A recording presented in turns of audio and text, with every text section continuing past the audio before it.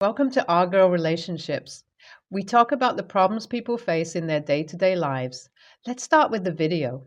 My stepdaughter has been telling lies about me to my husband for a while now, and nothing gets on my nerves more than not being able to do anything because I don't have any proof that she's doing it on purpose. The amount of times I've had a fight with my husband over what she said is literally giving me a headache. And I was at a point where instead of trying to explain that I'm not in the wrong, I would just nod at him and walk away. I realized there was no point in trying to get her to see what she was doing was wrong, because in her own teenage world, she has some screwed up logic going on with which no amount of reason can compete. But among all this, the most frustrating thing was my husband's unbothered behavior. Like my stepdaughter would say a harmless lie about me, which, to be honest, isn't going to break my relationship, but would require a discussion with my husband where I'll have to clarify how what he heard isn't true. And even though the lies in themselves were harmless, the mental stress they have caused us has driven me insane. But my husband thinks it's all right for her to do such things because she's having a hard time in accepting me as her stepmom, and we should let her be until she grows out of it and learns to accept me. Now, if she was a 6 or 7 year old kid, I would have let it all slide. But she's 15. She's in high school. And in my opinion, if a person is old enough to start dating, they are old enough to understand how not everyone is going to live their life according to their comfort. Honestly, at this point, it's just shitty behavior and nothing else. And her lies do nothing more than tell how childish and immature she is. Last time, when I was going to be late because of work, I called and told her to use my credit card and order dinner. I usually leave my spare one at home in case of emergencies, but instead of using it, she said she's already full because she ate out with her friends and is going to skip dinner. I distinctly remember I asked her at least twice if she's sure, and when she said she's fine, I reminded her there's some fruit in the fridge in case she gets hungry before hanging up. The next day, I found out that she told my husband how she went to bed hungry because I didn't leave any money for dinner and didn't let my husband know that I'll be running late. I almost blew my top there because the lie was so stupid. There were fruits and cereals she could have eaten, and there's no way she didn't know how to cook noodles if she was that hungry. I wished I had the call recorded to show my husband, but unfortunately, I didn't have the auto recorder on. I had to spend an hour dealing with my husband because he really thought I had failed in taking proper steps to make sure she doesn't go hungry on my watch. Which is ridiculous to begin with because there's no way a 15-year-old should starve while they have snacks at home. And that was just one of many ridiculous things she did in the last 6 months since I married my husband. So, y'all can understand how, with time, my patience would have vanished by now. And I was done with fighting for lost causes. I was comprehending how I could directly shut her up without needing my husband to have a talk with her. And the opportunity presented itself last week. I wasn't feeling that well, so I took the day off from work and came back home. It was around 12 p.m., and technically my stepdaughter should have been in school. But when I came home, I saw two backpacks lying in the living room.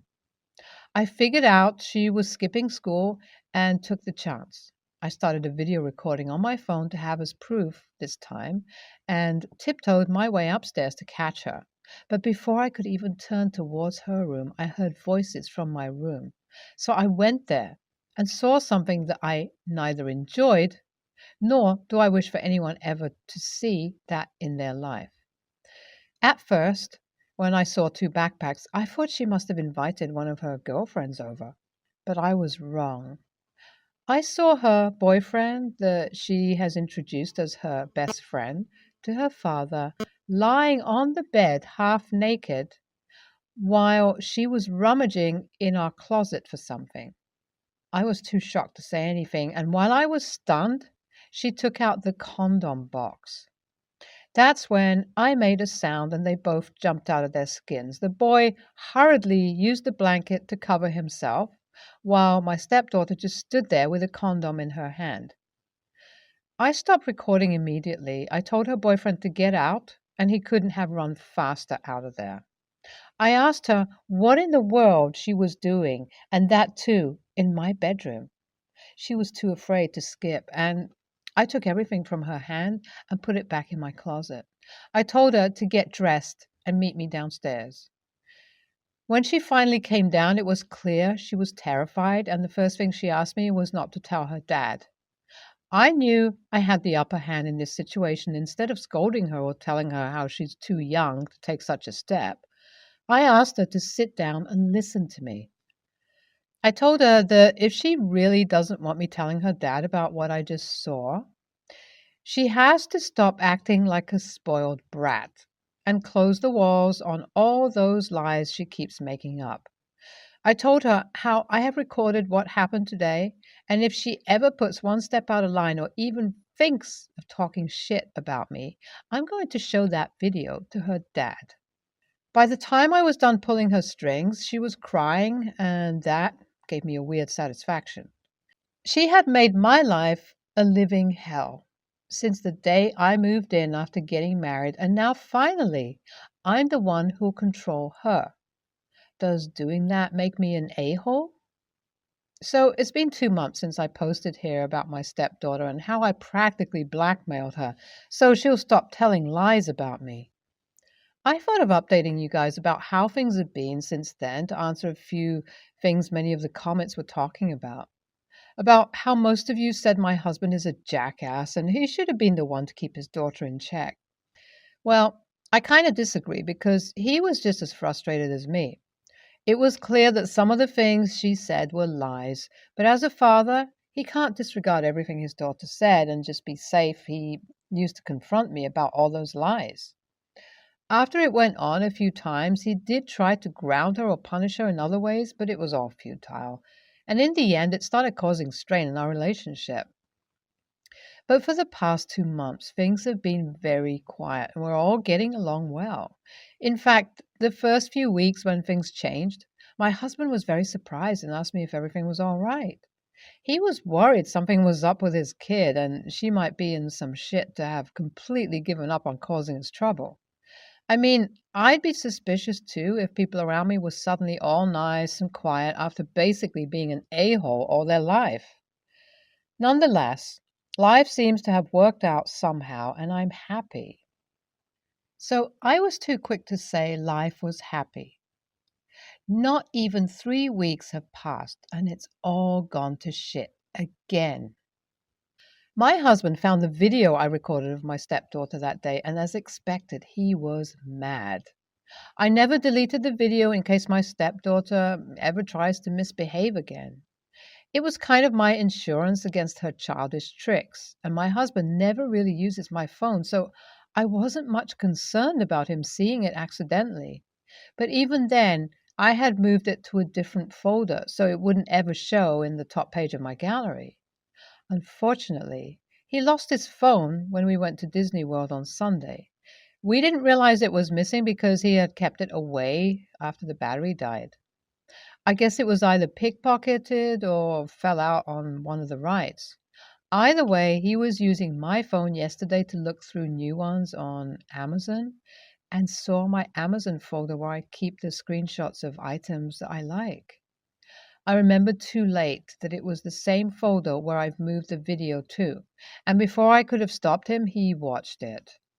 Now he's pissed because I hid something so serious from him.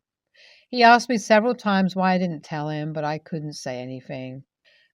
I didn't think saying I used the video to blackmail his daughter would be the best thing to do here, so I kept my mouth shut and he finally gave up and went to sleep. Now he's gone to work and I don't know what will happen when he comes back and finally confronts both me and his daughter. It was a nightmare. My husband asked my stepdaughter to come down because he needed to talk to her. As soon as he brought up her inviting boys in the house and being in that compromised situation, she glowered at me for snitching on her. I finally sighed and figured that telling the whole story is the only way out of this, seeing how, there's nothing left to be salvaged in this situation. I sat down with them and told my husband how I came home that day and found my stepdaughter with a boy. I was planning to catch her skipping school, but instead I accidentally recorded something like that. Originally, I was planning on telling him, but after I saw how scared she was, I thought I could use this to finally put an end to her lies. So I used the video to make her behave. When my husband looked daggers at me and told me how this broke his trust, I told him this was my last resort because he refused to teach his daughter a lesson or two in manners and honesty. She was a spiteful teenager, and he just ignored everything she did because he felt guilty that she's having a hard time adjusting to the changes with us. The argument went on for hours. Everyone was upset with each other. What I didn't expect was anything positive from that whole argument. But to my surprise, my husband finally said he can't deal with this anymore and put his foot down like he should have done ages ago. He told his daughter she's grounded for the rest of the school year and no friends are allowed to visit her at home.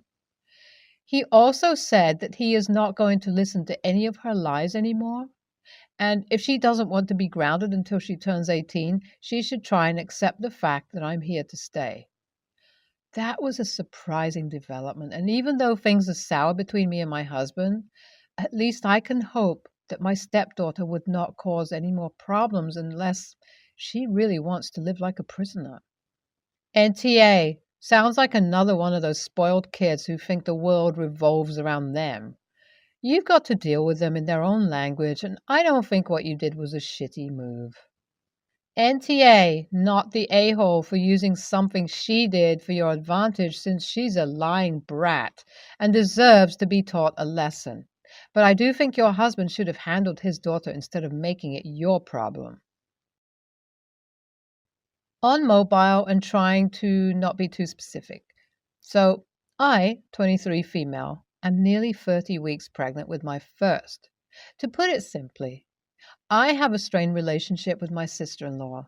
She's emotionally abusive and manipulative and has been since I've known her. She's constantly putting me down, making judgmental comments about my appearance, clothes, home decor, etc. And now, future baby. It's all very little, though, like small comments that have been wearing me down for several years, but they've had a massive impact on my mental health. When I've tried to stand up for myself, it backfires, and she, and my mother-in-law, make it seem like I'm attacking them and turn people against me, basically just making my life harder. My husband dislikes them both, has noticed their abuse towards me and others, and barely talks to them as it is. In fact, he warned me of their behavior years ago, but we got along. I'm very submissive and struggle to stand up for myself. My husband has stood up for me many times, which I love. So they resorted to making my life hell when he's conveniently not there, so he can't hear. They, mainly mother-in-law, have been very invested in our baby. Like they have a sense of entitlement surrounding the baby that I can't quite describe. Like they act like it's their niece, grandchild, before it's our baby. So, and I'm not sure of the law in the UK, but I'm considering getting a restraining order against my sister-in-law. She's ruined my mental health, and I don't want that to have an impact on my baby. My husband is fully supportive and says that we should. But is it too harsh to deprive her of a relationship with her niece? We have tried no contact before and it doesn't work. We have also tried to talk to them about their impacts. But that turns into, you're attacking me, you're being horrible, you're manipulating me, I'm the victim because you ignore me, kind of thing. Turning other family members against us. I just don't want them showing up at my house, which they have done, to basically confront me and tell me off. NTA, I don't think you'd get a restraining order against her for that. Fortunately, grandparents' rights, etc., aren't a thing here, so you don't have to worry about that. Just continue to distance yourself and go no contact. You can tell your hospital that you decline to have any visitors if you stay in overnight, so they can prevent them from getting on the ward. NTA, I don't know how it works over there, but I had to have proof of the abuse, and the person I have one against had the chance to fight it in court. It was an easy win. I had 50 plus pages of evidence. If they show up at your house, tell them to leave. If they don't, then they're trespassing and you should call the police. Otherwise, block them on everything and just leave if they come somewhere that you are. I don't really understand why you can't avoid them. I'm 21 years old, and my friend, Tara, 20 female, has always been a little overweight, and in the past she couldn't accept it. She tried so many diets, but nothing lasted more than a few weeks, as, quote, my love for food is so strong. A few years ago, she met a guy, and that was the hint she needed to get serious help from a professional doctor and to start exercising.